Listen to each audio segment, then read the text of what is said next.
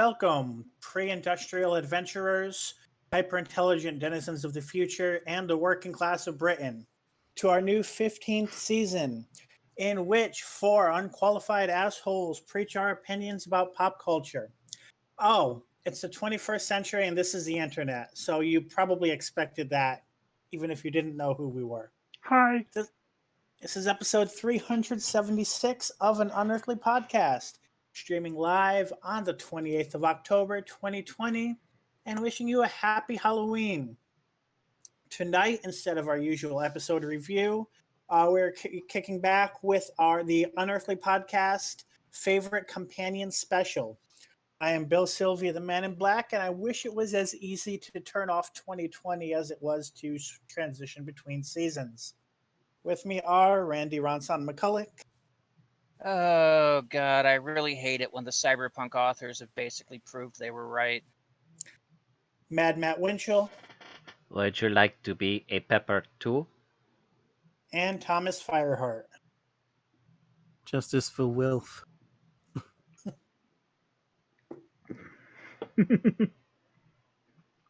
We'll get into that. Right. So anybody have anything special happen over their 2 weeks? Not much. Matt and I played a lot of Phasmophobia with our crew. That's been our Halloween thing. Or like I saw them advertised.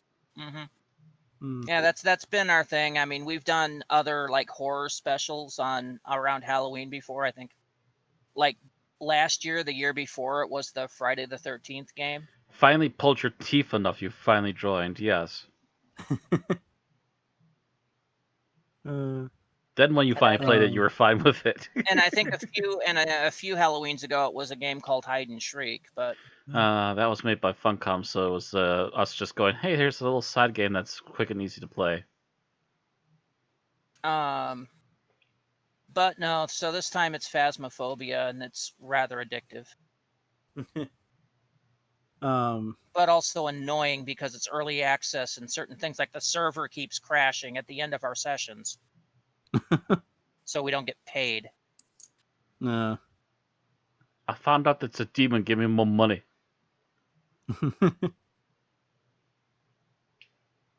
Not exactly anything special's happened, but like earlier this week, I've finally finished listening to every studio album the Gorillaz ever put out. By virtue of the fact that the new album came out like the tail end of last week, I think. Thankfully, it was another instance so far where I haven't hated anything from bands that I've listened to everything from, which is really, it's Queen, Gorillaz, and Elton John, which Gorillaz was the easiest because they've only got like somewhere between 7 and 10 albums, I think. Queen had 15 and Elton John has 33. So oh Jesus. I know I've listened to I think the majority of Queen. I've probably missed an album or two. But yeah, even that's a large volume work. I wouldn't even want to go near Elton John's. I mean, Jesus. Yeah, I would have brought it up at the time, but I'd meant to listen to all of his album, like studio albums anyway, going into the concert I went to in February. I left it to the so last minute that I ended up having to listen to them within like a month.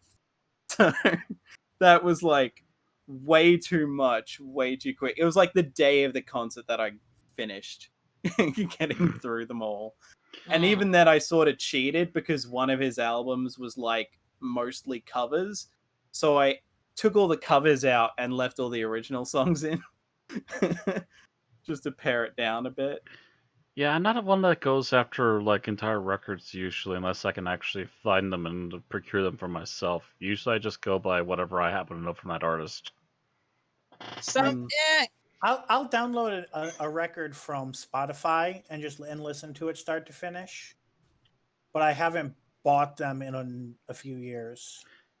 There's a few artists I will listen to their album. I will listen to their entire album automatically based on who there are. Weird Al comes out with an album, I listen to the entire album. But of Does course, Weird Al make albums, or are they like a collection of songs with nothing gluing them together? now they are Mm, because he's semi-retired. mm. He's Yeah, So mostly they just used to gone. be full albums with skits or whatever. Yeah, They used to- Weird they- Al's basically just gone off the record labels now because they don't. Mm. They had such a harsh requirement for him that he just said to forget that, and he's more or less a YouTuber that makes parody songs now. Yeah, He's but Weird Al. He does what he wants, and nobody's gonna stop him. yeah, Yeah. pretty much. Yeah. He but And everybody will show up just to be in his video. but yeah, before that he used to make full-on studio albums.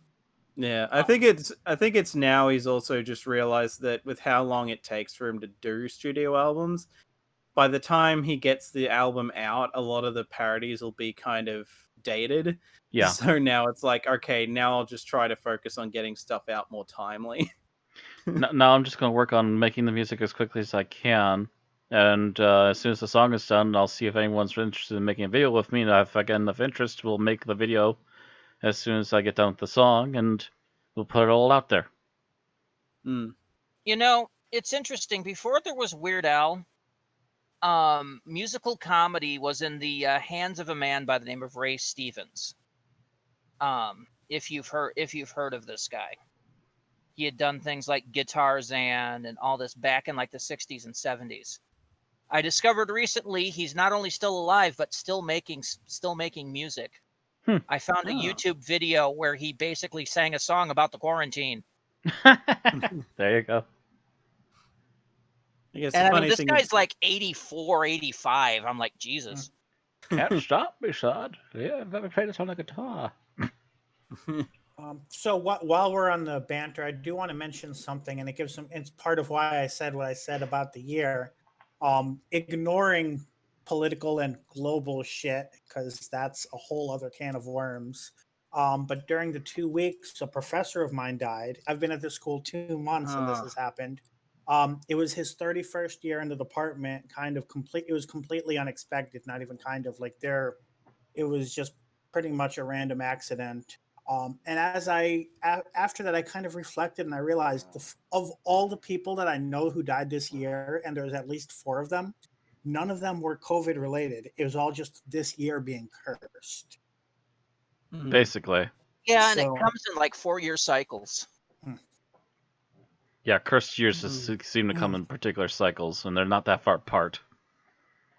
Just far enough apart that you go, I remember a few years ago when.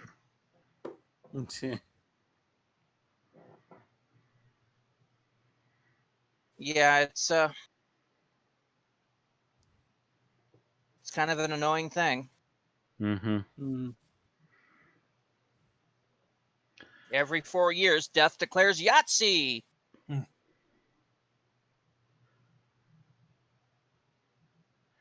I sunk your battleship. And on that note, I'm going to start into the news. Sounds good. We don't have a lot of news. We have a lot of birthdays because we've got 2 weeks to cover, and we got some Big Finish stuff. So let's go ahead and get into that. The first birthday is on October 17th, and it's the birthday of Patrick Ness. He was the showrunner for Class. You know, the guy we blame for that. Well, we blame for No, that, I still but blame Moffat because Ness had no experience as basically the guy was anything on shoehorned TV. into it. He was a novelist who got thrown in a job he wasn't qualified for. Anyway, he turned 49. On the same day as the birthday of Mark Gatiss. You know, that asshole. Actor, writer. Maybe you would call him a writer.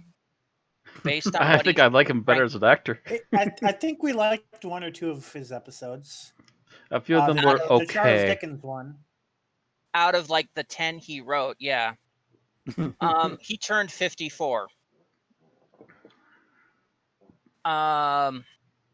Next would be the 19th, and that's the birthday of Michael Gambon, who played Sardic in A Christmas Carol, but's better known as the second Dumbledore in the Harry Potter franchise after the first one died.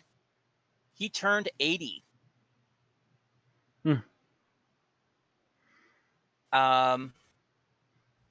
Next, on the 20th, is the birthday of Anarchy Wills, who played Polly from 1966 to 1970 or 1967. She turned 79. She's on her way.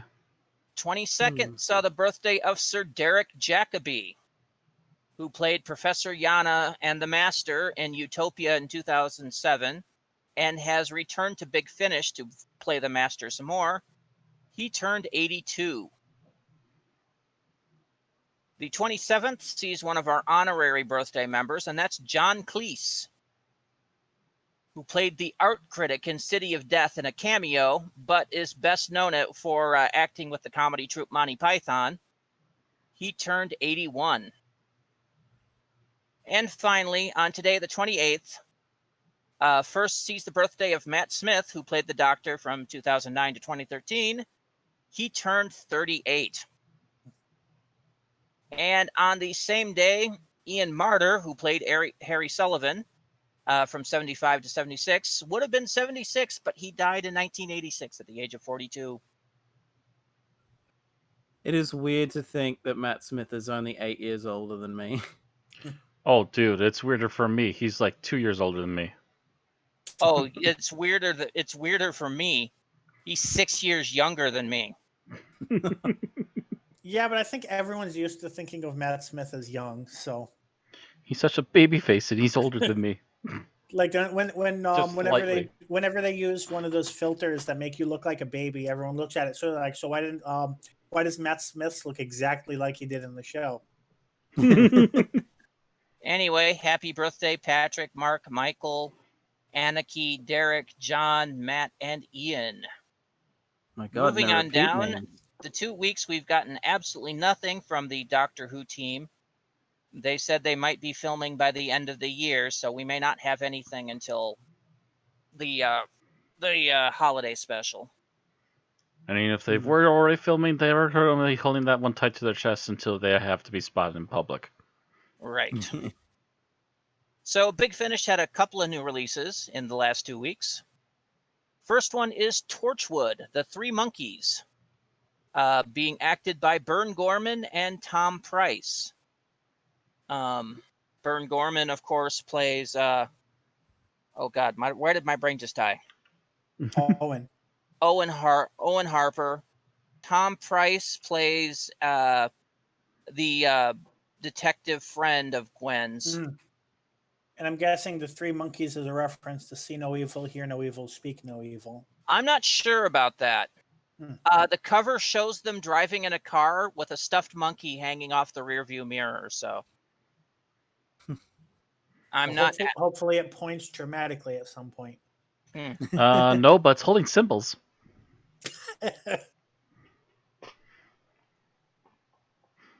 And then they also... excuse me. Also released, actually, I think just today, is War Master, Hearts of Darkness, with Derek Jacobi and Paul McGann. So that's part of the War Master series they're doing. A little bit of Big Finish news. 2 weeks ago, we announced the release of the Paternoster Gang Volume 4. Apparently, that will be the final Paternoster Gang release for Big Finish. Oh. So they are retiring those characters. Or at least retiring them as their own and probably reserving the right to use them in crossovers down the line. Most likely. As far as I'm aware, it said they were retiring the characters. I guess I just figured they've got all they can out of them. Yeah, that or might maybe be the just case. their or their stuff just wasn't selling as well. Until they show up in the next River Song box set. I don't hold my breath that anything is ever dead with Big Finish. True. And then the free audio this week was non-Doctor Who, so not a big deal. So no posting. All right, that's the news. That takes us to Geek Talk. And it looks like I'm first on the Geek Talk list because I finally managed to catch up on Star Trek. That means I've watched all of the first season of Star Trek Lower Decks. For those of you not familiar with it, Lower Decks is a animated comedy series that takes place in the Star Trek universe. So it's kind of like an animated version of the Orville meets Rick and Morty.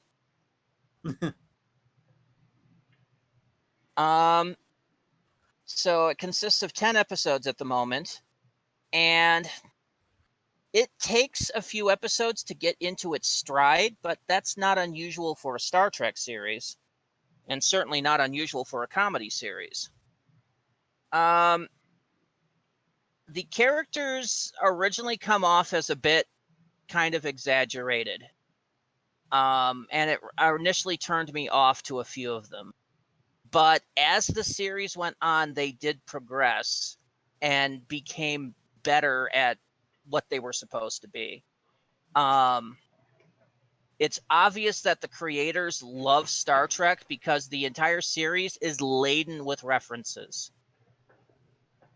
As it goes on, these references become more backdrop than anything else, instead of being in your face, which is good. And it begins to tackle some more kind of original storylines, which does it some good. But at the same time, you're both excited and horrified by the fact that this is technically canon. Yeah.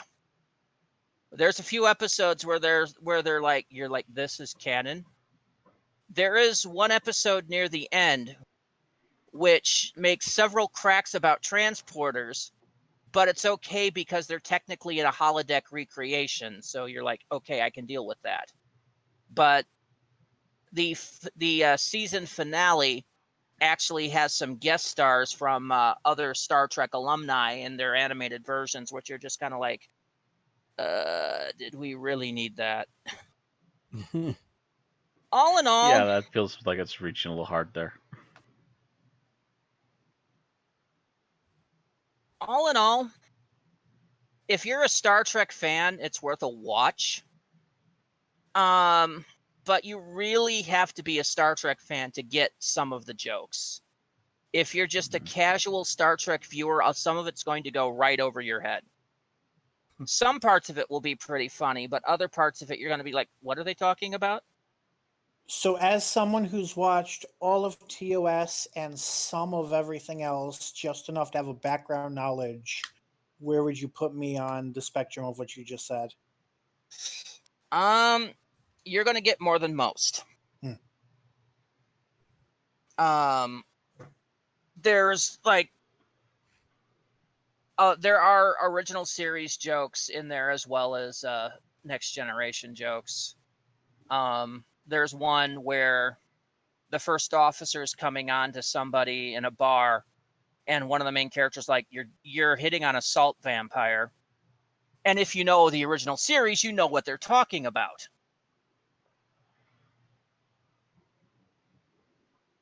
If you only know Next Generation, that's going to go right over your head.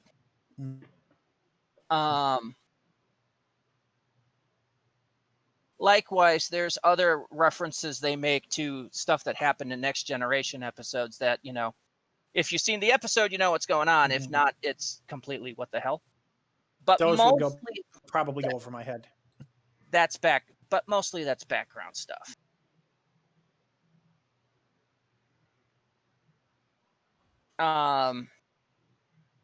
Some of it's pretty in your face, that if you know anything with Next Generation, you would get.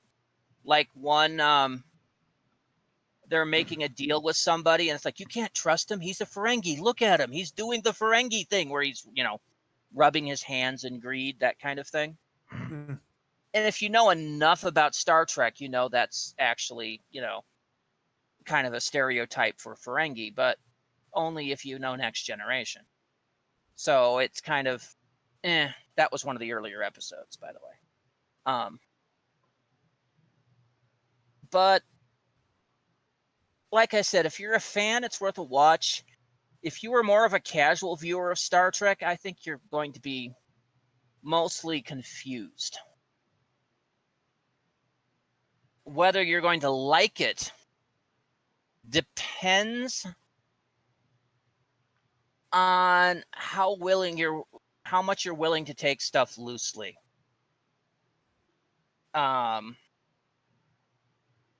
Because, like I said, they go off the rails quite a few times. If you're a by-the-book person, which I tended to be, there was episodes like, that wouldn't work. But then there's times I have to talk to myself, it's just a show. I really should just relax kind of feel. And once you get, and if you can do that, you'll enjoy yourself. If not, it's going to be hard for you to adapt to this show.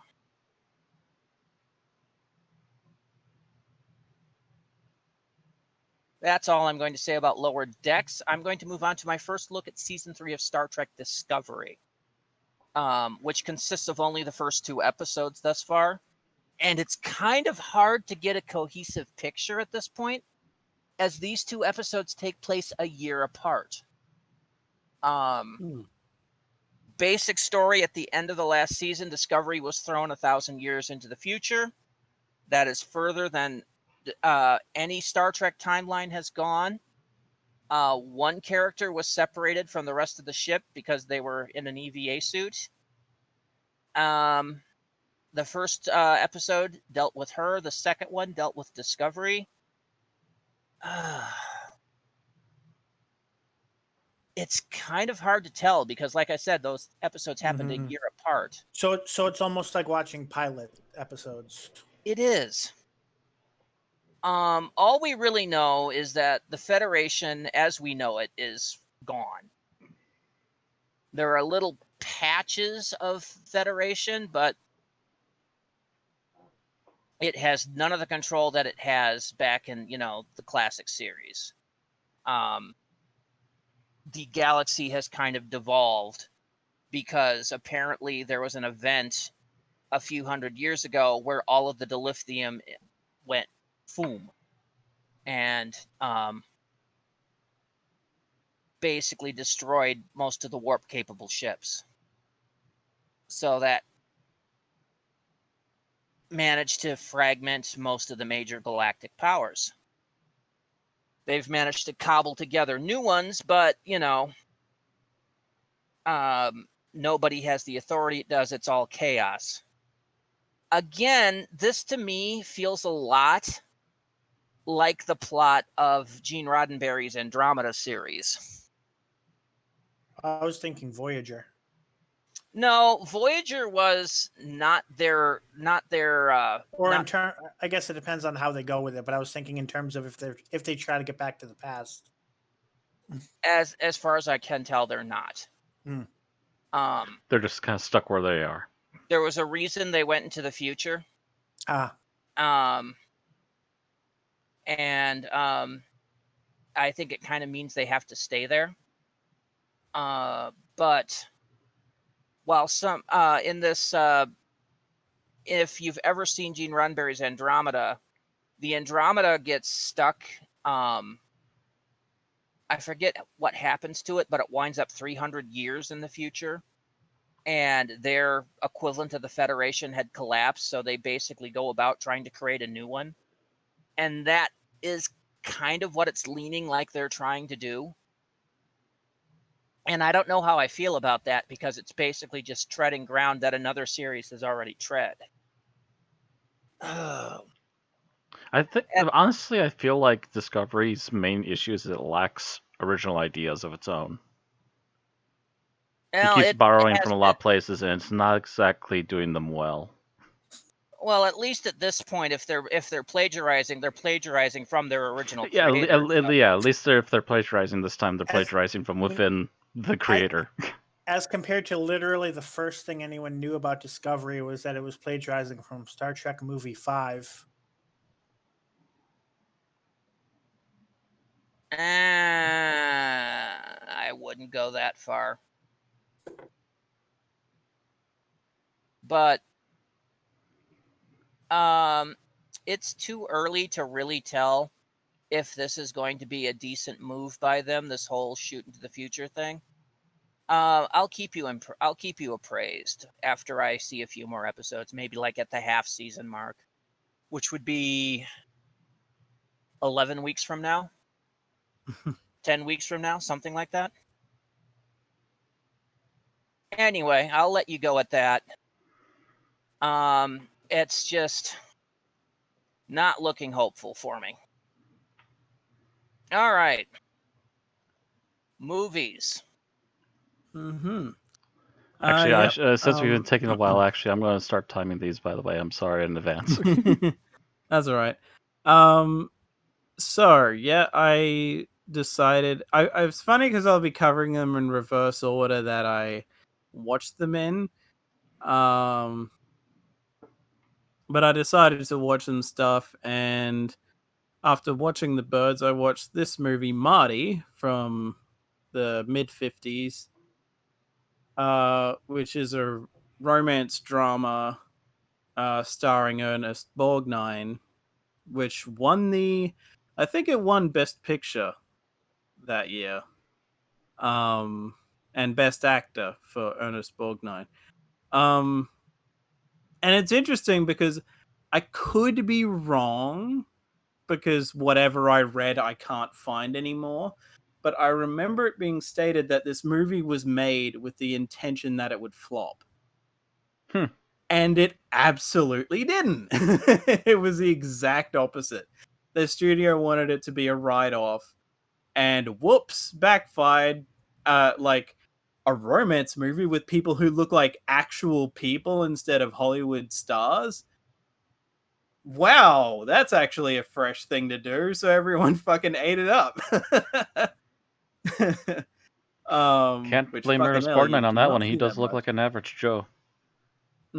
Well, yeah, like I think the idea was originally they were going to get more, heavy air quotes, attractive people, because attractiveness is subjective anyway. But No. And they got Ernest Borgnine, and Betsy Blair is the female love interest, and who was apparently married to Gene Kelly, which is the main reason she got the role, because he lobbied for her to get it. Threatened to pull out of a movie apparently if she didn't get the role, because she was being snubbed for it because of her political affiliations. Which this is mid-50s, and she was an open Marxist communist, so Red Scare, so she had an uphill battle. But yeah, the movie is honestly very good. There's a few things that it's like, well, this is incredibly dated, but otherwise, honestly, it's a good movie. The only thing that really bugs me, aside from like one scene where he tries to force a kiss on her and then never apologizes. I mean, thankfully she doesn't try to justify it, but he never apologized. I'm just shouting at it like, just come on, dude. You're actually a decent character. It doesn't make sense that you wouldn't apologize for that. Aside from that, it's just because the movie just kind of ends. Like, he has an epiphany. He goes to call her because everyone's basically saying no, like, you're upending the status quo by trying to actually date now. And he's basically like, fuck you, my happiness matters, and goes to call her, and then the movie ends. It's like, oh, okay.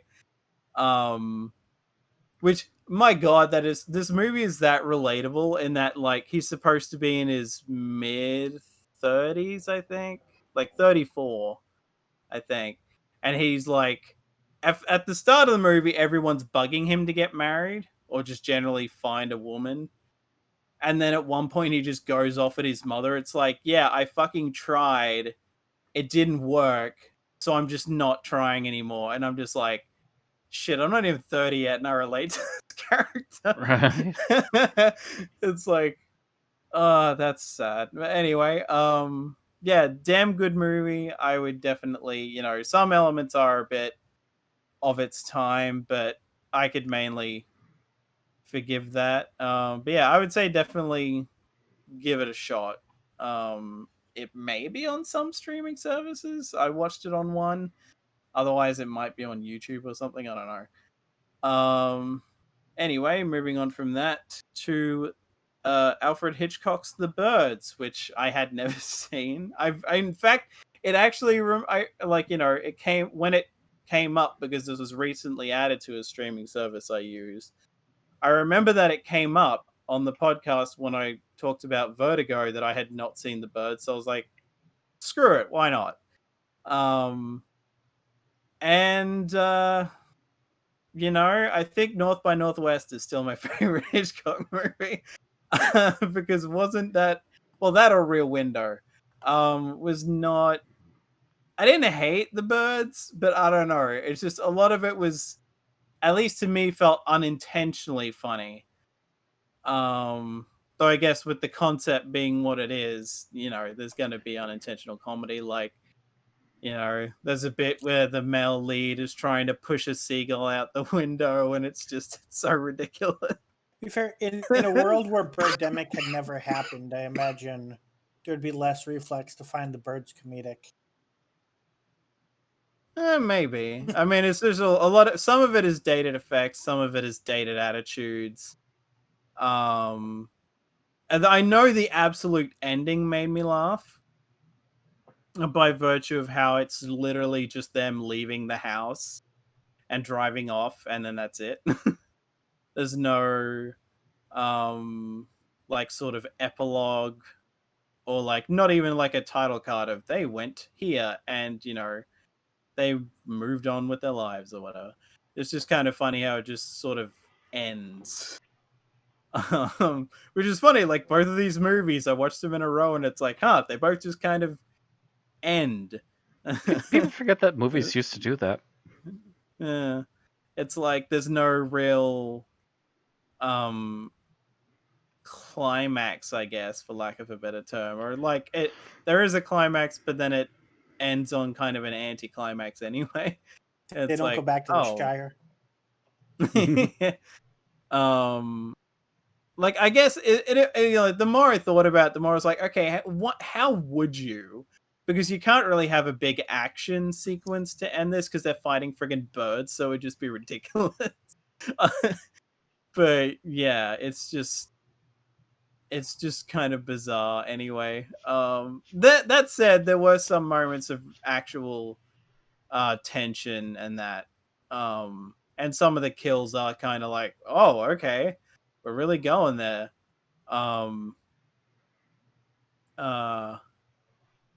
And for what it was, the effects of looking like the birds are swarming is actually fairly well done for early to mid 60s. So I want to interject really quick. You still 3 minutes for this one right now. Do you know Mhm. why Alfred Hitchcock made The Birds? No. He was actually definitely afraid of birds. Oh. So basically the entire movie was based on his own paranoias. Because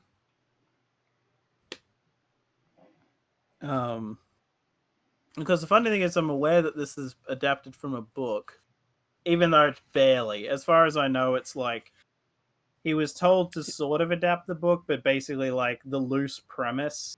The loose premise was probably based on the book, but then he added his own stuff to it, yeah. Yeah, he was basically told, here, do this, but, basically make your own thing with the bare minimum premise. Yeah. I don't know. It's funny because I feel like this movie is, as someone who has been swooped by birds before, you would think part of this would kind of resonate, but I don't know. For some reason, just some of it is just incredibly hilarious to me. And I would assume unintentionally, but yeah, I don't know. Maybe it's just modern sensibilities or whatever. I don't know. I can't say I've seen all of Hitchcock's but... stuff either, but I will say North by Northwest and Psycho are my favorite movies that he made so far. Yeah, but yeah, I would still say people should check it out because I still think it's worth seeing. Oh yeah, it's Hitchcock. It's a classic in its own right there. Yeah. And I did like it more than Vertigo. I'll say that. Yeah, that'll do for that. So on to Bill's movie. Reset and begin.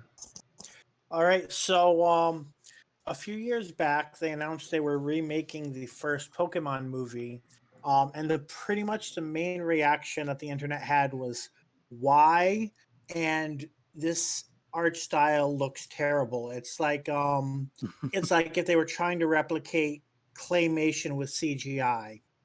I was scrolling Netflix the other day and I saw it there, and I was like, you know what? Let me see if I can figure out why they made this movie. And the main thing I learned was that slight correction to the thing about the art style. The Pokemon look great. The humans look terrible. Yeah, the humans are like when you sell by stills look like action figures. It's like, yeah, like I said, if they tried to make claymation with CGI almost. But the Pokemon look great, so I figure that's why they chose that art style. As for why they made the movie, I still don't know, because they don't try to sell anything new. They don't add anything new to the movie that wasn't there before. The only things that I could find was that they fixed 2 mistakes that they made in the dub. They didn't change any of the intentional dub changes. It's not like a Sailor Moon Crystal or a DBZ Kai where they tried to make it more accurate to the original source material. Nothing like that. They fixed 2 mistakes where they called Pokemon by the wrong name.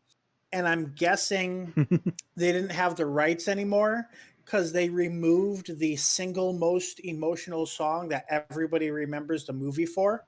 And as a result, the net changes between, basically the changes were the animation and that song. And I would say the net change is for the negative, because that song is Brother My Brother is pretty much the most memorable scene in that entire movie.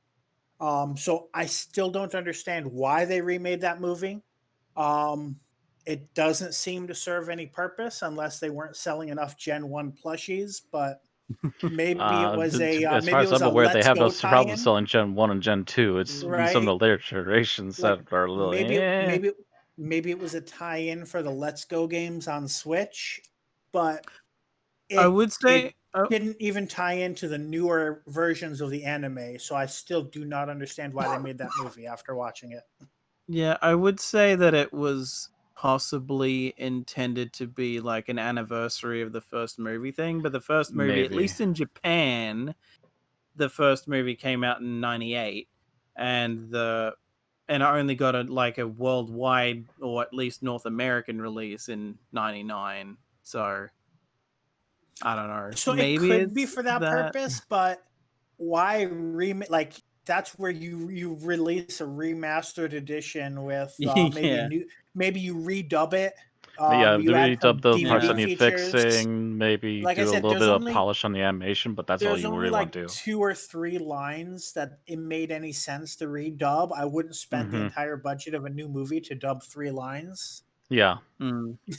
Even if some of the cast members are no longer available and they were redone with new cast members, but it's the same fucking movie, the same script.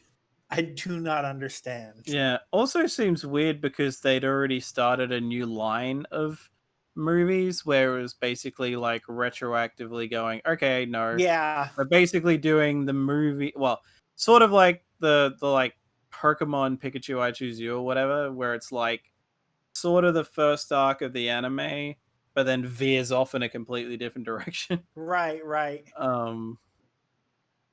And that came out in, let me see, I think that was 2016. Could be wrong. 2017. So yeah, you're close. So yeah, so this coming right after that, it's I don't know. I guess someone figured they could sell theater tickets without paying anyone for a new script. But... Yeah, and that like Pikachu I Choose You also had a sequel that came out before this as well. So right. Shrug.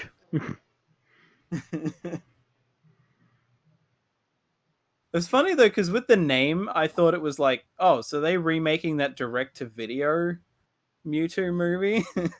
Nope, that went to theaters. They tried to somehow sell this thing. I really do wonder how many actually bought it. Yeah, because the Mewtwo Strikes Back name, like, didn't they use that name already for the Mewtwo Strikes Back was the name of the first movie. Yeah. They just added evolution, I guess, to indicate the new art style. Yeah. So it must have That's been the Mewtwo only thing Returns evolved or about something. it. Like Evolution, as in this is a remake. I would almost even understand it if they like added Mega Evolution, because that's the kind of what they were hyping, in the Yeah. during that time. But they didn't even do that. Again, they added Yeah. literally nothing from the newer generations that wasn't in the original movie. So basically, they didn't do what the Pikachu I Choose You Right. chronology did, where it was like it acknowledges retroactively every game and that has come after. No, this is just literally verbatim, inch by inch, just an exact remake of the original movie, just that they CGI'd it instead of hand drawn it. I wonder what the animation and advertising budget for this was, because the box office was only $27 million. I'm not sure that'd be enough to cover it. I say only because we usually look at live action movies on here. That's probably not bad for an animated movie. Actually, I would think it's pretty bad for an animated movie. Usually, I animated movies do better because you're not just dragging the kids in, but you're dragging the parents in too. I honestly don't know, because we usually don't look them up. I was under the impression that usually the adults don't go to the animated movies. Again, Bill, that's quite the opposite. Usually the animated movies make a whole bunch of money because they're dragging in both parties. I don't know, but apparently this was made by Oriental Light and Magic. They should have put in a little more magic and a little less light.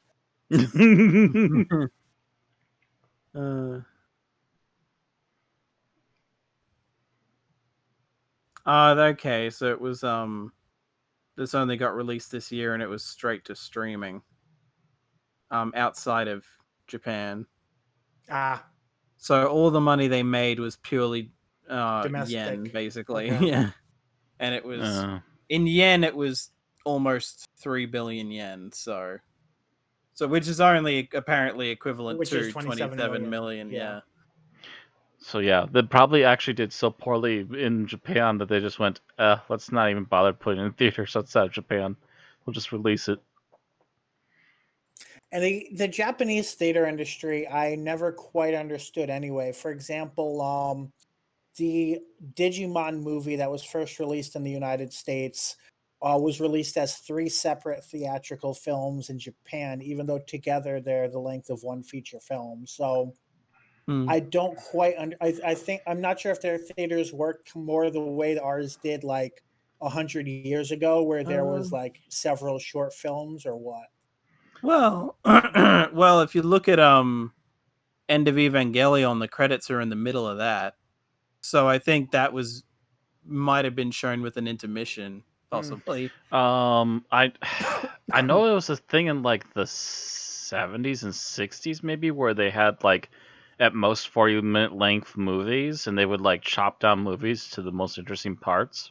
No, that's been going on to this day. Because I'm just saying that's the only thing I've heard of, because I've heard that Godzilla movies were edited down for children at some points.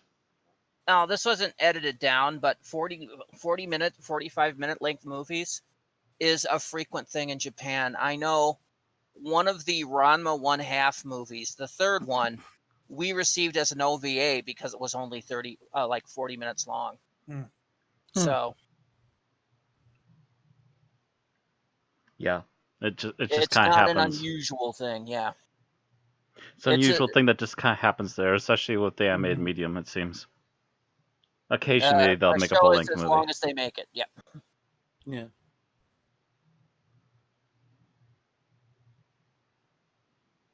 That's it? Yep, so I think next is games. Yep. And weirdly enough, that I didn't even realize at first that I end up having 2 from Sega.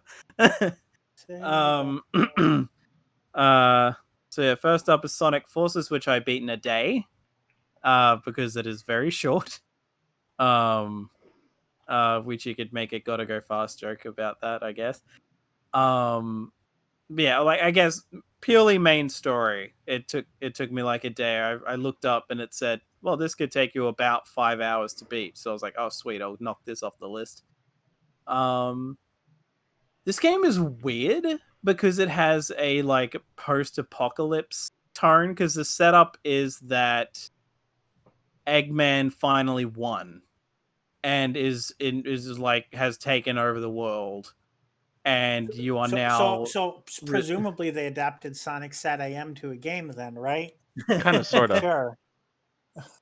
But yeah, he's won. He's taken over this god. I can't even remember their name, but he's like made a new hedgehog that's got weird reality warping powers, seemingly, due to some kind of god. I can't even remember what it was. It was some sort of Chaos Emeraldy type thing, whatever, that like they had it, so it was able to they're able to warp reality with it. And I think like the first time you meet it, it just beats the shit. Like they start off the game making you think Sonic's dead. Basically, they make it look like this thing has killed Sonic, and everyone's just like, "What the fuck?" But then of course he's not. And in a way, this is almost kind of a sequel to Generations, I guess, because like the Sonic that's far smaller and doesn't talk is back. And you kind of go back and forth between that, and you can play as your as an original character that you make, and you've got like a few animal types to choose between. And the thing that I love is that you can wear the Sonic shirt. It's literally that crappily drawn, like look like it was drawn by a 3-year-old version of Sonic that's called Sonic. And like they actually have that on a shirt that you can put on your original character, and that was hilarious. So I just wore that the whole time. The ending was weird because the ending is very like Avengers Endgame, but obviously this is from 2017, so that's before that came out. So that was bizarre. Or at least it reminded me of, which I mean, Endgame isn't the only movie ever to do that kind of an ending, but yeah, it was still kind of funny to me. And it's just the whole concept is so bizarre because it's like they're trying to put Sonic characters still acting like Sonic characters in this post-apocalypse type set, or at least dystopian setting. And it's just so weird because everyone's still acting the same. Sonic is still the same, Tails is still the same, Amy and Knuckles is still the same. It's just so weird. But yeah, It's actually not, again, it's not as weird as you think it is. It's literally the Saturday AM cartoon back in the day.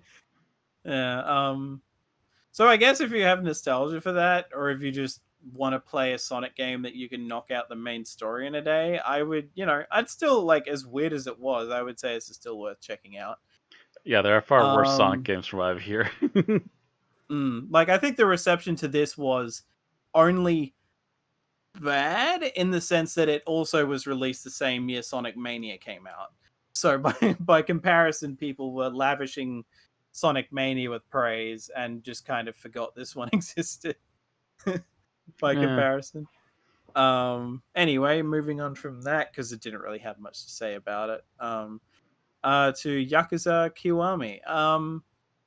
I had never touched the Yakuza franchise before, ever, even though I was aware of it. And I'd actually meant to play some PS3 games instead, but the controller that I could find was having a stroke, so I was like, okay, I will not touch the PS3 then. Went back to PS4 and just went fuck it and decided to play this. Literally finished it yesterday. But yeah, it was interesting. From what I was told, a thing that fucked this franchise over when it started back in like the PS2 era was that they tried to market it as like GTA Japan, and it's not. It is and it isn't. Unless you like, you have to emphasize the Japan, because it's like, if it's the GTA equivalent, but it is very Japanese. Like, it's not over the top Quentin Tarantino type shit like GTA is. It's very Japanese. Oh, what was that one game franchise called that they're making a third one of now? There's something that would cross over with GTA to explain what the Yakuza games are like. But I can't remember the name of it right now.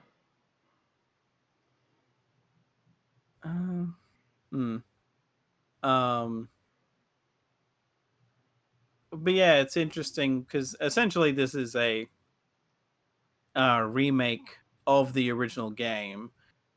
So I decided, well, I've got it, because I think I got it like free with PS Plus 1 month. So I just decided to play it, and it's funny because being released after Yakuza 0, they retroactively added references to 0 into this. So there were a lot of references that went completely over my head. That was like explained to me by someone that it's like, oh yeah, that's a reference to 0. And this is a reference to 0, and that is, and that, and that, and that. And some of the sub stories they've added in are also references to 0 that didn't exist in the original game. So this actually has more content, arguably, than the original game. The fighting style is a bit interesting. It's like a more, given how many people you can end up taking on at once, it almost feels like a scaled down brawler version of the Dynasty Warriors fighting style, in a way. Because you can still take on several people at once, but it's more like, if you do get surrounded, you're kind of fucked, because these people will actually kick your ass. Well, not even kick your ass, but they will, like, if you're focusing too much on one person, you'll get smacked in the back of the head or something. And anyone who's got a weapon or a gun, you have to try and avoid, basically, because it won't one-shot you, but it will do quite a bit of damage. Although there's like an on-rail segment where I was shooting people in the head like multiple times and it didn't kill them, which was annoying. Because of how health bars work. I will say there is some transphobic stuff in here that I didn't know was in here, and I'm like, oh, okay. That was very, like, not pleasant, and it was stuff that I like walked into without knowing. And it's avoidable because it's all side quest stuff. So if you want to play that game, look that up if you want to avoid it. And yet, by comparison, there's a lesbian woman you run into, and that representation is kind of amazing. So by comparison, so it's like, wait, what? This is really, like, you know, you get into a discussion with her at some point about how the main character believes that there shouldn't be no issue with gay couples adopting, and it's like, okay, so before you had me beating up trans people, and now you've got me having this conversation about how gay couples should be able to adopt. This is weird, jarring shift in tone of how we're treating different members of this community, but okay. But yeah, from what I've heard, there's better representation of a trans character in 3, and a bad representation that was actually cut from that game, which, thank God, to be honest, for when I eventually get to that. But yeah, I honestly, I wouldn't even say a plan, but I have the idea to do a video of my perspective flat out on that kind of representation in this game, because it's so all over the place. But yeah, ultimately I really enjoyed it. I'm taking a break from the franchise for now. But I'll either be playing Zero or Kiwami. Oh, no, wait. I'm going to play Kiwami too because I found out there are wrestlers in that. So I'm like, okay. I'll just jump to that so I can run into Keiji Muto, aka the Great Muta. And then I'll go back to Zero. I figured it out. Shenmue. It's like Grand Theft Auto meets Shenmue. Is basically how the franchise plays out usually. Yeah, I would definitely say this is, if you've never touched this franchise for whatever reason, honestly, I would say it's worth a shot. It is a bit of a time sink, but I think I finished it. I was taking my time with it anyway, but it took me like, By the way, we've been on this 11 minutes. Oops. Yeah, under 60 minutes, I think, is what it took. Well, under 60 hours, I should say, not 60 minutes. I was gonna say. Quick. Yeah, I would say check it out. All right, that should do it for our Geek Talk. We are now moving into our main event. No summary. Well, yeah, there's no summary because there's no episode. There's no summary of 57 years of Doctor Who. No. Yeah. In the beginning, there were companions. So instead, we are going to go through each Doctor and rate each one of us who we think is the best companion. Now, of course, to do this, I first had to establish what qualifies as a companion. Because, of course, there are about a dozen different definitions for various people's list. Mm-hmm. Some say anyone who travels in the TARDIS is a companion. Some say, anybody who's with the Doctor at any point. It's, And the past decade especially has made some of that extra tricky. Yes, very much so. So how I decided to define a companion, it is anybody who goes more than one story, be it a single episode story, a serial, or a two-part or whatever, in the Doctor's presence. Which means if they're there for just one serial, they're a guest appearance. They don't count as a companion. If they show up every now and again, they're a reoccurring character, not a companion. For this, that means that the character Sarah Kingdom from the first Doctor era does not qualify, but Katarina does. Mm-hmm. So, I am going to roll my magic numbers and see who will go first. Oh, surprise, surprise.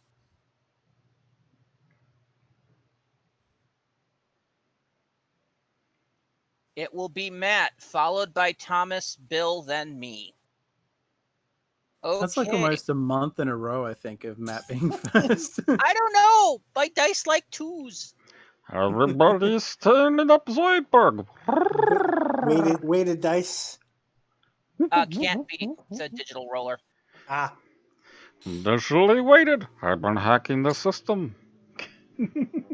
Anyway, so by this list, the companions that qualify for the first Doctor is Susan Foreman, Ian Chesterton, Barbara Wright, Vicky, Stephen Taylor, Katarina, Dodo Chaplet, Ben Jackson, and Polly Wright. No, I mean Lopez. Don't make me smack you. Bennington Smith, Polly. Start your own discussions in the comments about whether Barbara and Polly are related. Okay. Well, now that we've officially struck that match underneath the fireplace. What's your favorite, Matt?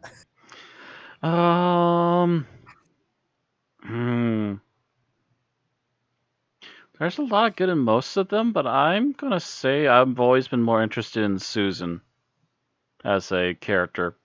I think it's because of her being around that the Doctor eventually did soften up, And because of her leaving, that had probably the most effect on his character too. Because suddenly Alright. he became a very lonely old man with these two other people. And it wasn't until he started constantly picking up surrogate granddaughters that he started showing the more grandfatherly side that we expect out of him more often. Okay. So, just a reminder, as this is an opinion piece, you can have repeated answers for Yes, everybody that goes after Matt. Mhm. yeah. So anyone else can God, pick Susan too for various The reasons. 80s would be rough otherwise. Yes, it really would. Yeah. You got It two would be the choices. Matt Pick show. one. Oh, wow. So Matt took Perry. I guess Thomas has to take Mel. Oh God, Bill and myself are out. Yeah. Yeah, it would be bad. Yeah. All right. So Thomas, what is your choice? This is kind of funny because I haven't seen much of the first Doctor, so I have to go based on what I You gotta have stop seen. skipping those telesnaps. Right. Some of them aren't as bad as you think they are. Some of them are, though.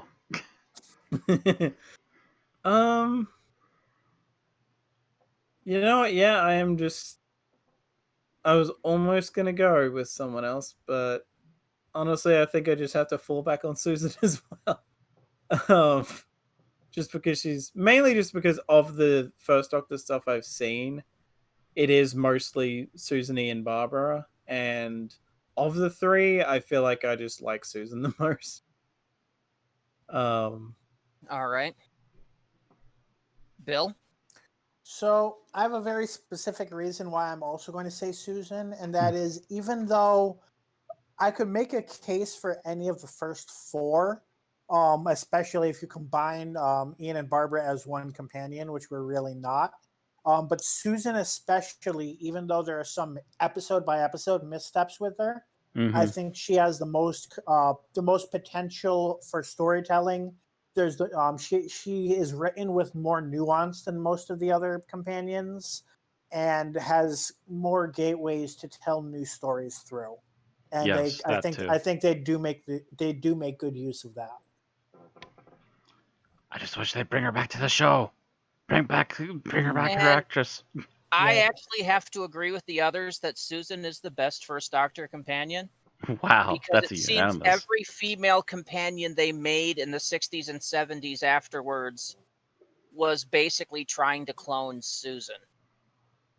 Every Up young until, I'd say, the female third Doctor companion, era. yeah. Yeah. Vicky did take on a lot of Susan traits, and I have a feeling. I mean, that's probably partially because half of her scripts were probably Originally meant to written be for for Carol Susan, Ann yeah. Ford, but yeah. And Dodo was just Dodo and Polly were just cut out of the same cloth as well. Although Polly had some more stuff going for her, but Mhm. it was still the same material, Yeah. basically, and then they just added a little extra fringe. I think it really wasn't until Zoe, and even then, And Zoe was pretty much like, if you try to describe her and Vicky, they're really not that different. Just that Zoe is a little more mature of a character. Yeah. A little more little sure more and of a a little more slut. self-sure. All right, well, that's unanimous for Susan. There you go. All Can't right. argue. Moving on to the second Doctor era. We have, once again repeated, Ben and Polly, Jamie, Victoria, and Zoe.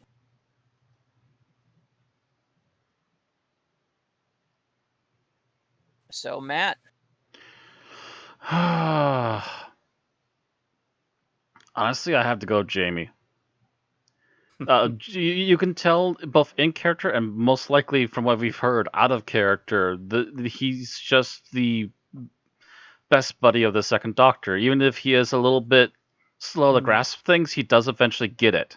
And those usually lead to also fun moments with him. But also, he's a very reliable right hand for the Doctor whenever he needs some backup in a very dangerous situation, which can happen in his particular travels. All right. Thomas?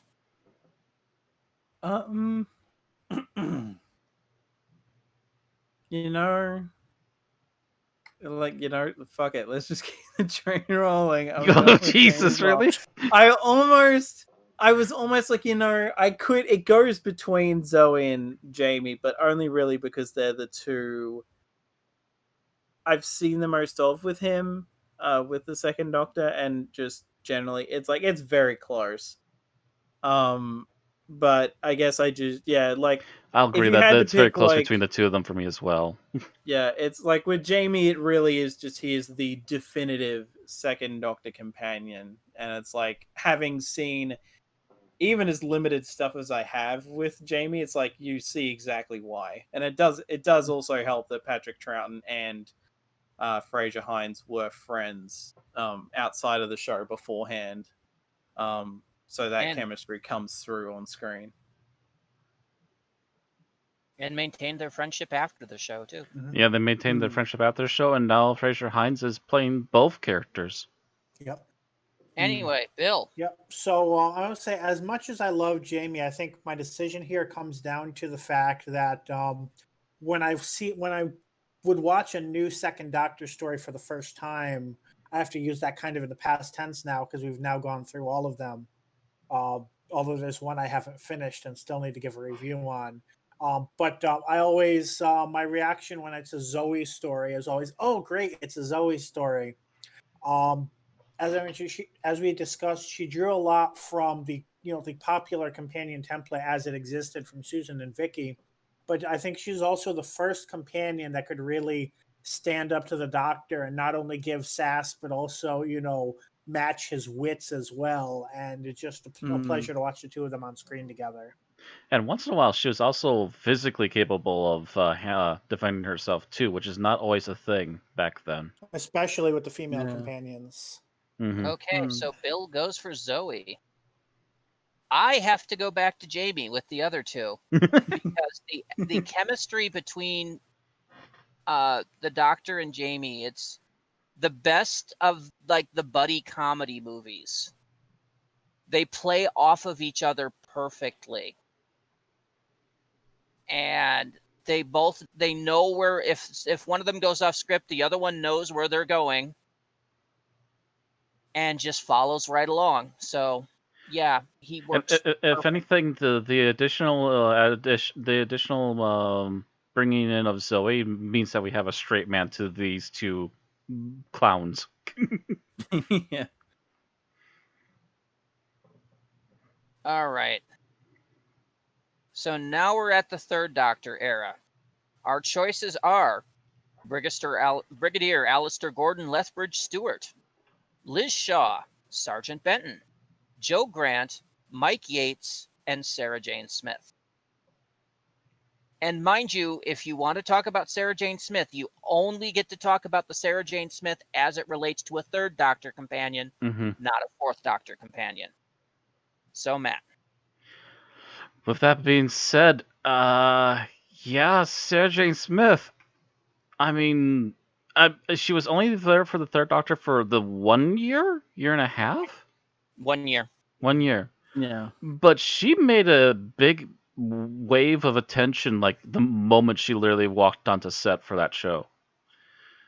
She had some of the qualities of some of the previous companions that the Third Doctor already had, but she also had this extra level of almost, I want to say, sass, and also a little bit of again, like Zoe, a bit of being able to take care of herself once in a while, which you still didn't always see in the female companion, and she just immediately was an interesting character to watch and see her develop, even in the 1 year that she was with the Third Doctor.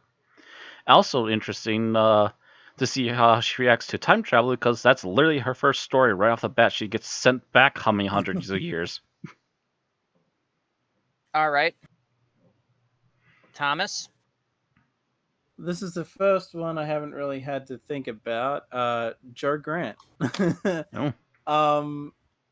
Honestly, I mean, like, I have seen a fairly decent chunk of her stuff, I think, now.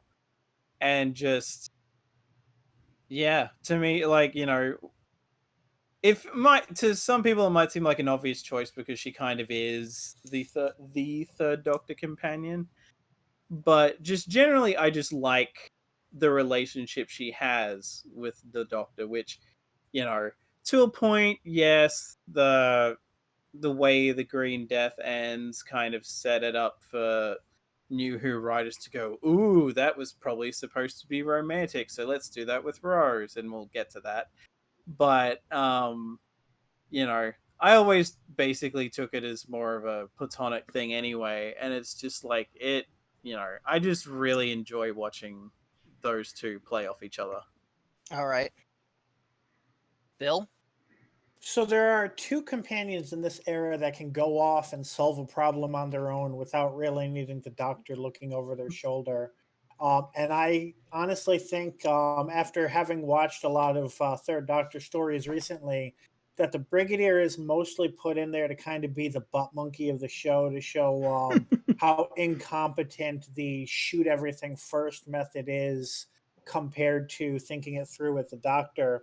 On the contrast, Liz Shaw is probably the one companion who will go off and, you know, have her own subplot and come up and, you know, solve a major portion of the story on her own, which unfortunately was too much like the Doctor, so they didn't keep up with her. But for that reason, I'm going to vote for Liz Shaw. All right. We're going to have a completely split vote on this one. Because I have to go for the Brigadier. I love the dynamic between the Brigadier and the Doctor, that almost frenemies kind of way. Because they're obviously good friends by, you know, the early part of the show.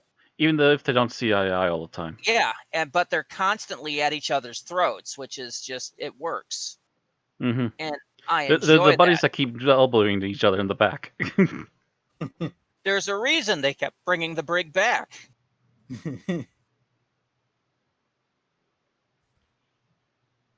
Mm-hmm. And so that takes us to the Fourth Doctor, Tom Baker. And our choices being Sarah Jane Smith, Harry Sullivan, Leela, K9, and that includes Mark 1 and Mark 2, Romana, the first Romana, the second Romana, Adric, and Nyssa. I do not include Tegan in the Fourth Doctor companion list because she actually kind of only was in for Legopolis. Yeah. Yeah. Oh gosh. And yeah, I just Nyssa actually was found a debated. picture that has all the companions. Awesome. I didn't get that for the Third Doctor, sadly.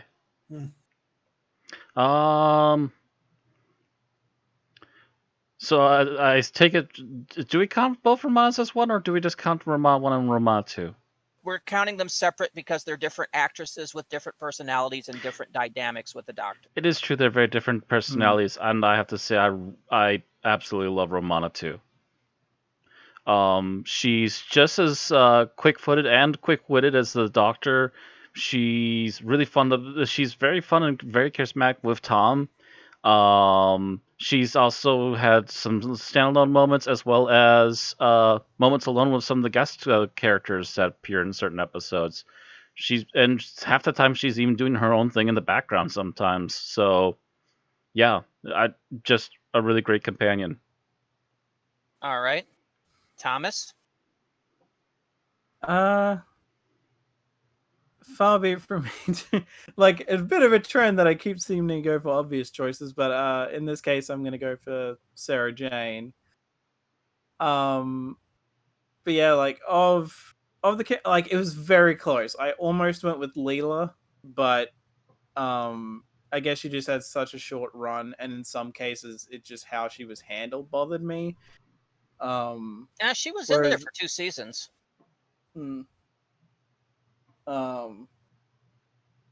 But yeah, I just ended up, you know, with Sarah, like, again, it's like a lot of my decision seems to come down to the relationship they have ultimately with the Doctors on top of other stuff.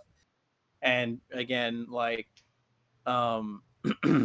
Sarah Jane was much more a Fourth Doctor companion than a Pertwee one.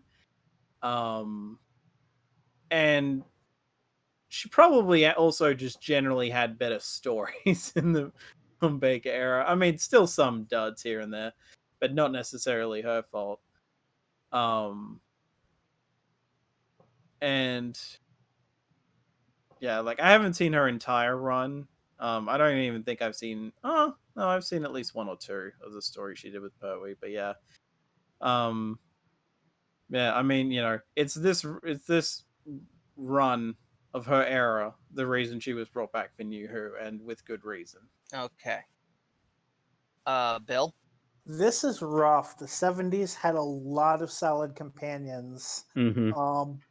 But I think it's and if Romana was counted as one character, it would be really hard for me to make a case for anybody else because just the solidness of both Mary Tam and Lala Ward.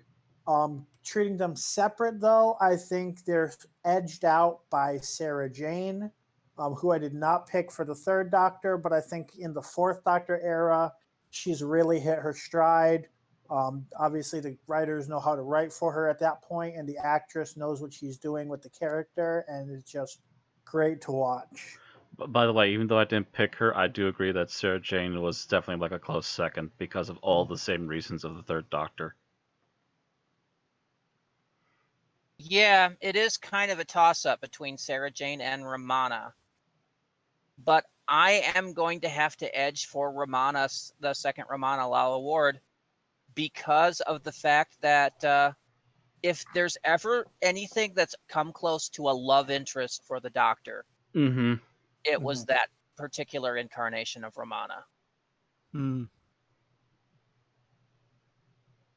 And it did shine through with the characters. I mean, we knew the actors were dating, and I don't know if it was just that bleeding through into the show, Quite or possibly. if they were being written that way, but it certainly came across as two people on a date sightseeing the universe. And that was an entirely different dynamic to the show. That being said, also, by the way, outside the two companions already mentioned, I will say, while they're fun, there's not a lot that could be done with the canines or Leela. But they were all great. Oh, I'm gonna say they're all great, but there's not like too much to be done with them outside of continuing where they were.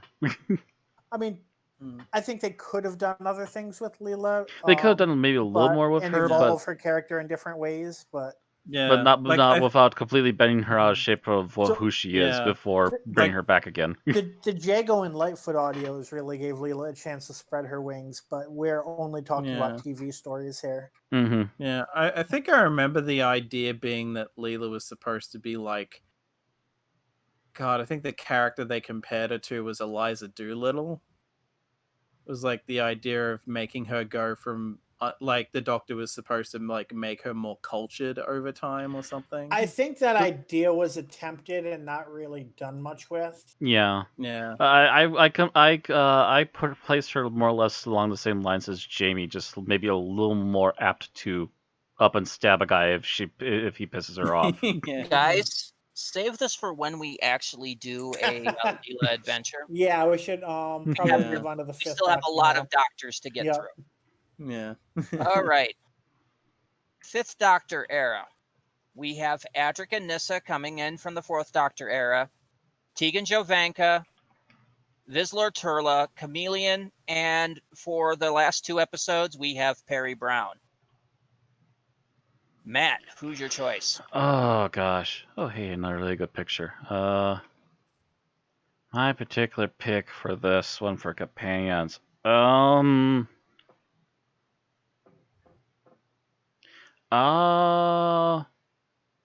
guess I kind of have to go with Nyssa.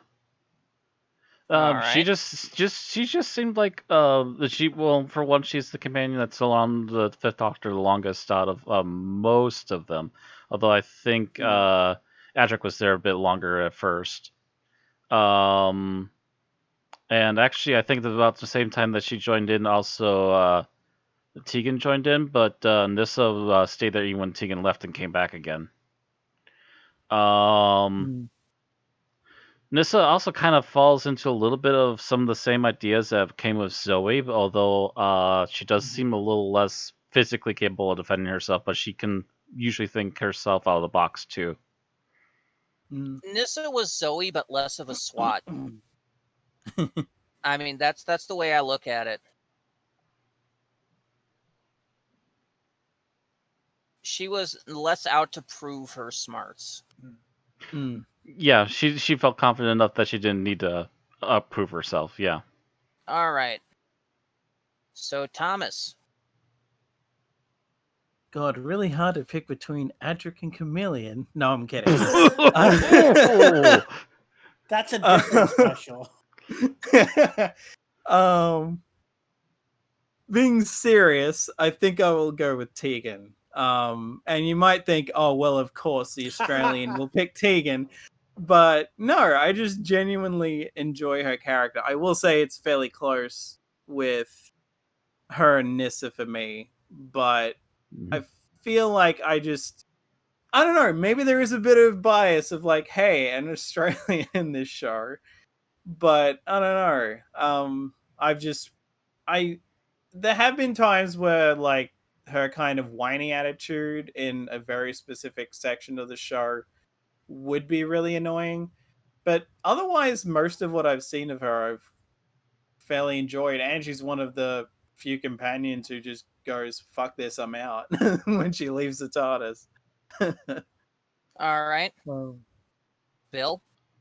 So I really thought I would go into this saying Nissa, and I would say that in the first season it's Nissa, in the second season it's Tegan, and in the third season it's Tegan, which I mean that doesn't justify it on its own, but I finished this thing on its own. But I will say, having watched, I'm not sure. I think we did. Yeah, we did watch all the stories now. We've not finished them yet. Yeah. So I would say, especially of the last few we watched, that Nissa turned out to be a lot more wooden than someone like Zoe.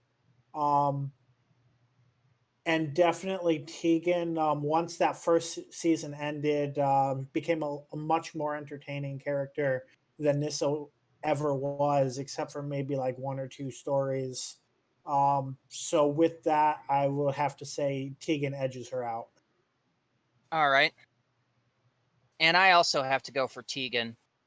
Wow. Yep, she was a loudmouth and angry for her first season, but considering the fact she didn't sign up for this bullshit, that's understandable. Yeah. When she eventually becomes, Yay companion, she is a lot better of a person, and she still has probably the shittiest run of a companion in the TARDIS, and she still manages to stagger through it. Yeah, which is also why it makes sense that she's kind of the first to be like, okay, this stopped being fun a while ago, I'm out. Mm-hmm. Yeah, I just feel like her ride is a little too harsh a one. That's just why I don't pick her.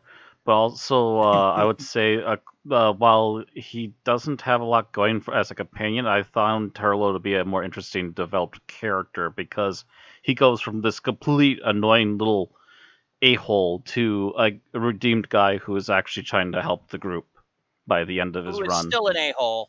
But he's still an a-hole, but he's usually that a-hole is directed in the direction of whoever's pissing off the group today. All right. So now we're up to the Sixth Doctor era. Our choices are Perry Brown and Melanie Bush. Matt. Perry Brown and Melody Bush. I have to say Perry at this point. All right, Thomas. I have literally not seen a single episode of the Sixth Doctor yet, I'm realizing. Shame. So this is like a stab in the dark kind of choice. But given I think Mel was in so little of his stuff anyway, I'll just go with Perry. They each had one. Well, they each had like a little over a year each. Mel had exactly 2 episodes with the Doctor. That's basically a year, but yeah. The Sixth Doctor, yeah. Yeah, if you include the first year of the Seventh Doctor, they each had a year and a half. No, if you're but what only I'm looking saying, at the Sixth Doctor, we are it's- only Yeah. looking Perry at the had Sixth more. Doctor. Right. So what's your vote, Bill? Oh, is it me already? Wait, Yeah. did Matt vote? Yes. I was the first one, Bill. Oh, wait, then okay. Yeah. Thomas Um, just picked already. He said Mel. Okay. So it's been a while since I watched the Sixth Doctor story because I think we all reviewed them over probably a couple of years ago now. But I definitely remember being pleasantly surprised by the Mel in the Sixth Doctor era.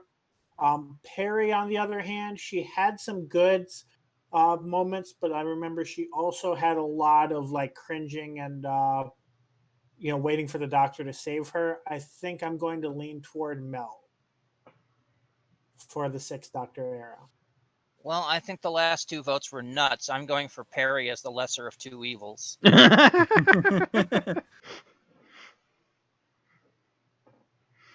So that's 2 for Mel, 2 for Perry. I can't believe Mel got any votes. Mel is just too No, I sugary said- for me. She's either I think too someone hyper or must too have- screamy. Yeah. Someone must have misheard me because I did say Perry. Oh, so that's 3 So for Perry, 3 actually. for Perry, 1 for Mel. Okay. Okay. Pointing at Sorry, Bill. people started talking over you. Bad people. Okay. So yeah, Bill's just nuts on his own. Okay, Seventh Doctor era. Melanie Bush and Ace. Matt. If you're not picking Ace, you're on crack. Thomas. Ace, though I don't get the hatred for Mel, to be honest. Bill. Partially, Ace just had more better written stories, but Ace definitely is the one who was the prototype for the reboot companion. Basically. Definitely a great arc, Yeah. great character. Really, pretty much nothing negative to say about her. Ace all the way. And I agree. It's Ace all the way. You go for Mel, you're nuts in this. Small So humanoid far- detected. Who you calling small smack? And the hatred for Mel comes from the fact that she was the 80s equivalent of Victoria. Yeah. She was a scream queen. Yeah, but she was basically there to make a lot of noise and run around. Yeah. So basically, Susan and Ace are the only two unanimous decisions so far. Correct. All right, so because the Eighth Doctor only had the movie, there are no contiguous companions with the Eighth Doctor. We are going to move on to the Ninth Doctor. Technically, yes. That gives us the choice of Rose Tyler, Adam Mitchell, and Jack Harkness. Matt. Unanimous for Adam.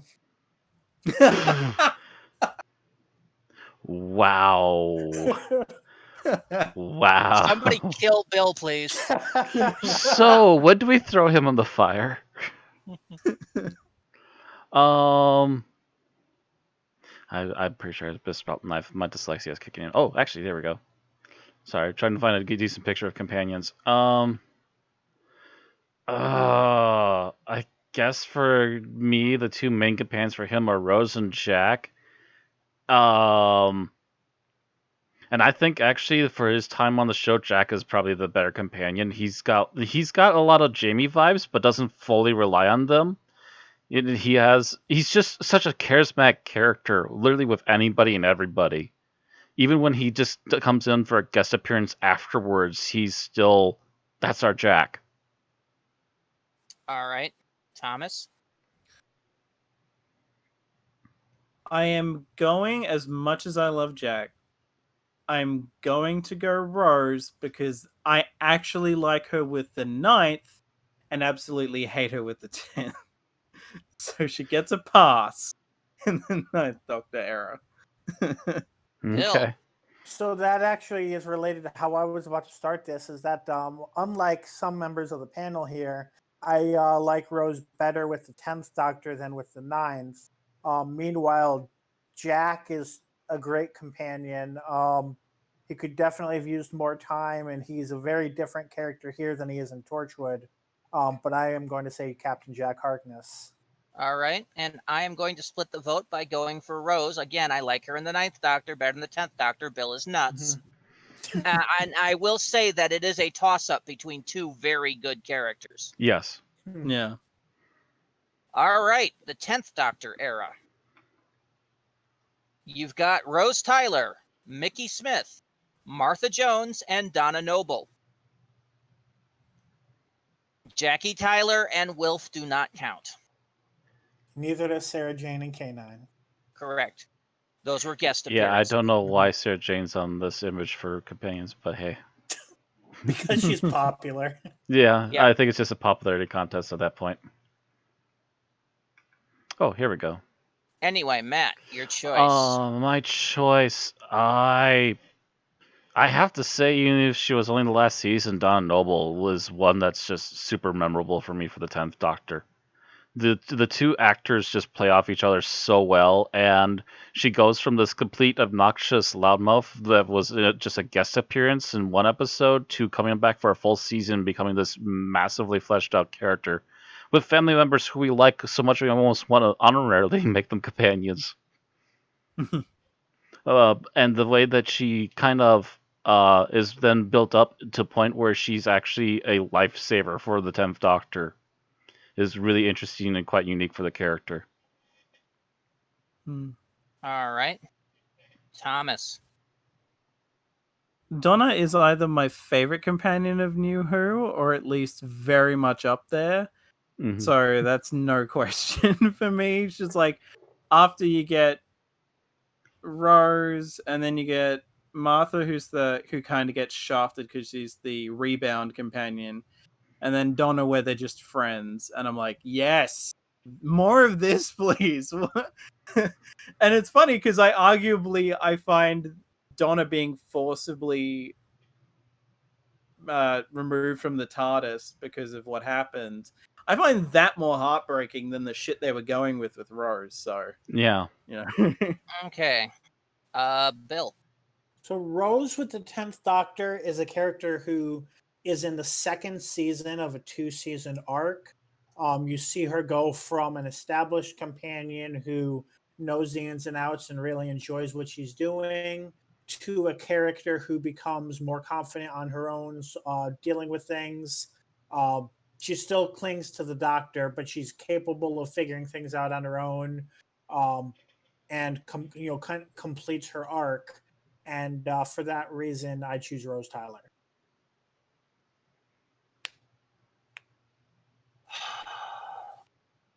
For me, she just becomes too somebody whiny. needs to give Bill some sanity pills, please. Anyway, for me, if any of the others got 2 seasons, I probably would have gone for them too. To be fair, for me, it's Donna Noble, followed by Mickey Smith as an honorable mention. Donna Noble does get my vote.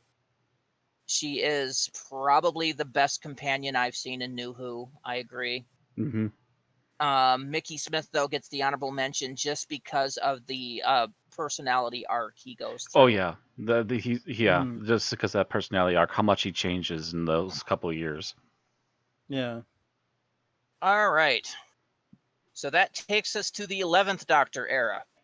And our choices are Amy Pond, Rory Williams, and Clara Oswald. And no, Rory's father doesn't count. He's not in the consecutive episodes. All right, Matt. Oh gosh. I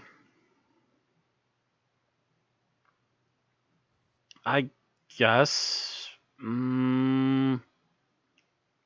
Yeah, I guess I have to go with. I almost want to tie them together with Amy and Rory, but I'm going to have to say it's Amy is the main reason the Doctor ever really meets Rory. She borrows a lot of the better traits of some previous companions. Very independent after a while. She manages to stand alone against some crazy odds compared to some companions, and still manages to hold everything together. And also one of the few that had multiple seasons without changing doctors too, I think. At this point in New Who, just a lot of interesting firsts with her. I think Rose and Jack are the only ones. Oh, never mind. Clara does end up with multiple doctors too. Clara also ended up with multiple, yes. Thomas. I ran into the same problem Matt did, where it's very hard to separate Amy and Rory. But I guess ultimately I'm gonna have to go with Amy if I had to pick. Just because I feel like she had more to ultimately do. And just but like by virtue of having more to do and having, I don't even know if it was so much a character arc, but just more interesting stuff to work with. All right. Bill? So while Amy and Clara each have some episodes where I really like them, they also have episodes where I'm really frustrated and or can't stand them. Just because they're inconsistently written, I feel. Whereas Rory, he does not go through as much of an arc. He goes through a very flat character arc and is more of a foil for Amy and the Doctor. But he's very consistently written. He's a solid all-around character when you really look at him holistically. He doesn't necessarily want to be a companion in many ways, but he fills the role very well. I'm going to say Rory. And for the first time, I think, and other than the stuff that we agree, I'm with Bill on this. Oh. I choose Rory because of, he's a reluctant companion. He's really only becomes a companion only because of his love for Amy. And he goes through so much shit. This is the original companion that just won't die or dies and doesn't. The both of them technically go through so much, but I do think he got thrown through the ringer a couple more times extra. He gets erased from existence, comes back as a centurion, and so many times, we thought he was dead and he didn't, and he all basically did it just because of his love for Amy, and I just really like that arc. We thought he was dead and he didn't. Yeah, he didn't die. He kept coming back. I mean, think about how many times in there that we were sure Rory was dead. Mm-hmm. We saw his corpse. I mean, we definitely had the Kenny joke with Rory. So yeah. That's fine because he gets to come back and he's more powerful than he was before. So yeah, my vote's for Rory. So I guess that's 2 for Amy, 2 for Rory. Yeah. And 0 for Clara. So that moves us to the 12th Doctor era, the Capaldi era. And our companion choices are Clara Oswald, Courtney Woods, the little girl that was in part of the first season, Nardole, Bill Potts, and Missy. Technically was in 2 contiguous episodes, so she counts. Matt. Oh, gosh. Oh, as much as I actually want to say Nardole, because at first I really didn't like him, but his character arc of coming back and what he goes through is so interesting. At the same time, I think what's even more interesting is what the heck happened to Missy. Just from the realization that she's the next regeneration of the Master, and then going full-fledged enough to become a companion for a few moments there. And the fact that she was the one version of the Master that would actually go back to help the Doctor and was double thinking abandoning him the entire time. Makes her such an interesting companion and also an interesting version of the Master. And it's a shame that we probably won't visit her again because technically we have seen her death, at least on screen. But I also guarantee you actually, no, what am I saying? The Master has already come back. But yeah, she was just such an interesting companion for the short time that we got her. It would have been interesting to also see more of it, but things are as they are. Thomas? I pretty much decided on Bill because that is one of the few characters I think I've seen where I just immediately liked her, and she didn't have to grow on me at all. Because even as much as we love Donna, her first appearance not that great, Mm-hmm. and then when she gets a full series, it's like, okay, cool. Whereas with Bill, it's just like right from the start, I liked her, and it was actually frustrating to me that they killed her off, because it was like, God damn it, just let her be a holdover companion. Why the fuck did we? Oh well. And like, All I right. guess it's a matter of like, oh well, new showrunner coming in, so we've got to wipe the slate clean. But still, Yeah. All right, Bill. So as much as I want to say Clara, what I said before about her being very inconsistently written still stands. For that reason, I think I'm going to agree with Thomas and say Bill. I like the whole idea of her being someone the doctor took interest in the present day, took under his wing, and started mentoring, and eventually became a companion. Uh, and yeah, I mean she's and yeah, I think that's the most solid. There's definitely the ones that traveled with her. There's a case for as well, but I would put Bill as the top. All right. And as much as I would like to agree with Matt with Missy, in the end, she kind of did turn her back on the doctor when he needed her the most. She second thought that, but not soon enough to die. In the end, the doctor had to face things alone. I'm going to go with Nardle. My second up, so yeah. I can't complain. He was such an amusing character as kind of the doctor's manservant. Yeah, he once again, the guest appearance character suddenly comes around and is like, oh wait, this character is actually really interesting. Slash the wife's BFF who's tasked with throttling him if he gets out of line. Mm-hmm. But just he did such a good job with that character. It was just amusing as hell, and it's like the most unlikely companion ever. Mm-hmm.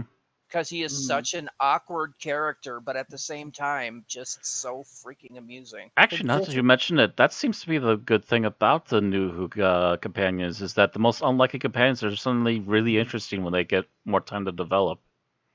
So this is the first category in which we have a tie for second place. More or less. All right, and that takes us to the modern era. With the companions that are still on the TARDIS. Correct. So, our choices are Graham O'Brien, Ryan Sinclair, and Yasmin Khan.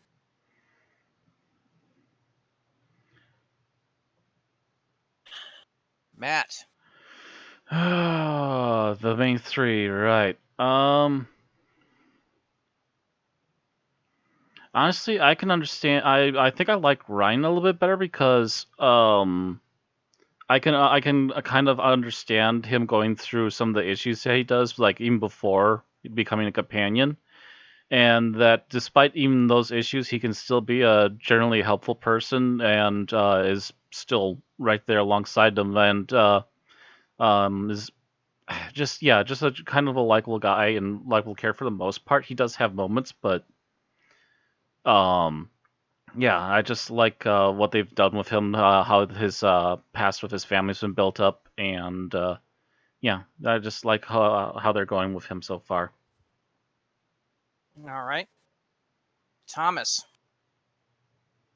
Yeah, I'm just gonna go with Graham. Graham's I my will second. say, yeah, I will say it's arguably it's another thing where you could almost combine Graham and Ryan together, because Just about, they're because the again, they're bigger family. dynamic.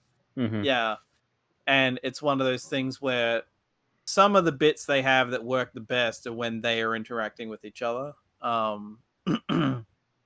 But I prefer Graham ultimately, but I will say I do still wish that he would only been there for series 11, because the TARDIS is too damn crowded and his story arc is over already. Yeah, he finished his Pretty arc. much.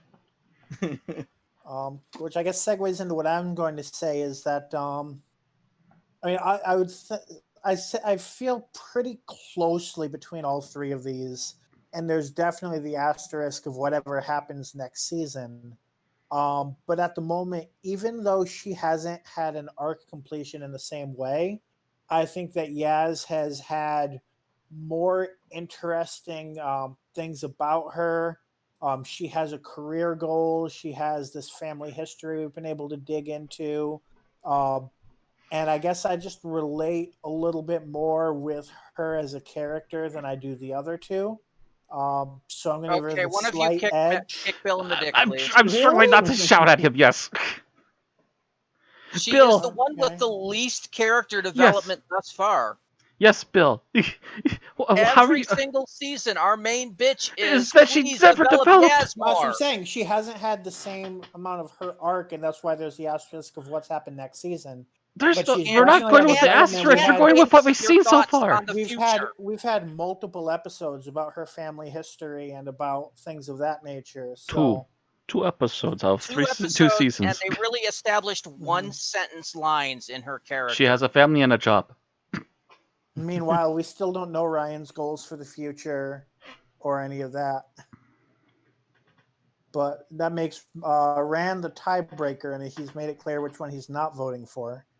I would love to be able to vote for Yaz if they would do anything with that character besides have her standing behind the doctor as basically Just basically saying they're going, hello, I exist. yeah, And moving on. being the doctor's shadow. But never in a single episode has Yaz had a chance to shine. Even episodes that dealt with her backstory, she's mostly standing behind the doctor. Well, she's not even standing behind the doctor. She's just standing behind her family going, hello, you're my family. She's like, ugh. So I can't say her until they actually develop her as a character. Exactly. So I go with Graham. Oh. He is the most developed. He's had the whole Graham and Ryan story. He's had Graham and Yaz a little bit. And there's been a few Graham and the Doctor scenes. Mm-hmm. He's basically been the den father for the 2 seasons we've had. That being said, that's the reason why I can see him possibly leaving soon. And that would be fine. That'd be I would perfectly still fine. probably be voting for him as best companion if they don't do anything more with the other characters. Yeah. All right. So that's up to the present in Doctor Who. That leaves one final vote. Out of the nearly 60 years of Doctor Who we've had, what is the best companion overall? Oh. Which name on this list reigns supreme? Matt. Do I have to pick among my children?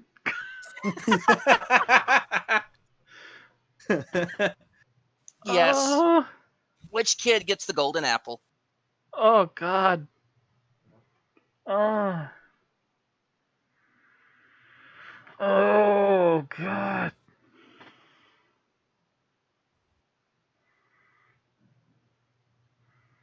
You think we were subjecting him to slow torture? How do you pick?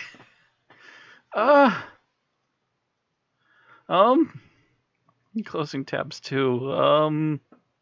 Just regardless of whether they're alive or dead, if they could bring one of these companions into Doctor Who tomorrow.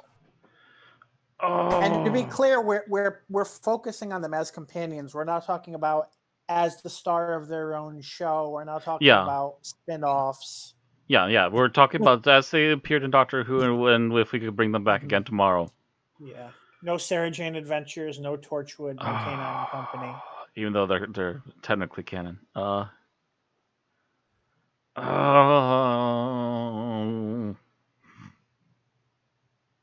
I've whittled it down to 2 and I don't know which one to pick. You flip a coin. I guess I actually have to say Sarah Jane. Sarah Jane Smith. It's a good choice. Thomas. If we could. Oh, fuck. God. Paring it down to the if we could bring them back, who would we bring back? That makes it fairly interesting, because that, honestly, whatever might have been my original choice is like, oh, well, I might change that then. One side of her technically out could actually be back in. Oh. Hmm. Let's just set knife a little bit more. God, once again, like, same boat. I've got it pared down to maybe 2, and I'm like, oh, who do I go with? Well, You at know least what? you've got it pared down to 2. I've got 4 in my head. Well, you got 2 more people to wait on yet. You know what? This may change with time, but given that I've consistently enjoyed most of her run that I've seen, I'm going to go with Joe Grant. With who? Joe. Joe. Joe. Okay. All right, Bill. So it's really difficult to separate other knowledge about the character from their role as companions. But if I were to focus specifically on someone's time in the TARDIS, and the one that I would most want to see come back with a new Doctor and continue on, I think I have to go with Ace. Also Another very strong good contender. choice. Mm-hmm. I can tell you right now, in my head, the toss-up is between Susan, Jamie, Mm-hmm. the Brigadier, Mm-hmm. Sarah Jane, and Ace. Mm. Those are the 5 in my head. It's noteworthy that none of our choices were from the past 2 decades, by the way. Yeah, as much as we like some of those characters, it's interesting to note that none of them are as strong as the classic Who companions. The thing is, most of them either had completed story arcs, or with the new Who stuff, they either had completed story arcs, or they were touch and go characters. Good one. Or they week, just bad the didn't, next. yeah. Or it's just a matter of they were only around for a single series in some cases, so they didn't really get as much. I'm going to say Jamie. Oh, yeah. As Jamie. much as Fraser Hines loves the role, I would love to see Jamie come back one more time. A gray-haired Jamie comes wandering in out of the wilds. Why? All right, so that's it. Each of us have a different opinion for greatest companion. I think. So there's no checking the master list and such to do, but definitely, please, if you're listening, put your favorite companion in the comments below. This if anyone's going to engage with this video and get more views on a video and draw new subscribers, it's this one. So please, like, subscribe, and have all the arguments in the comments you want. Share with your friends, get them to comment. Just be civil about it. Yeah. All right. That's optional. Oh, you don't want them getting uncivil in there, Bill. It'll turn into a complete and total chaos. All right. So next week, still engagement. We are going to start covering 4th Doctor serials that we have yet to do. It is going back to 1976 and The Planet of Evil, written by Louis Marks and starring Tom Baker as the Doctor and Elizabeth Sladen as Sarah Jane Smith. We will see you next week. Goodbye.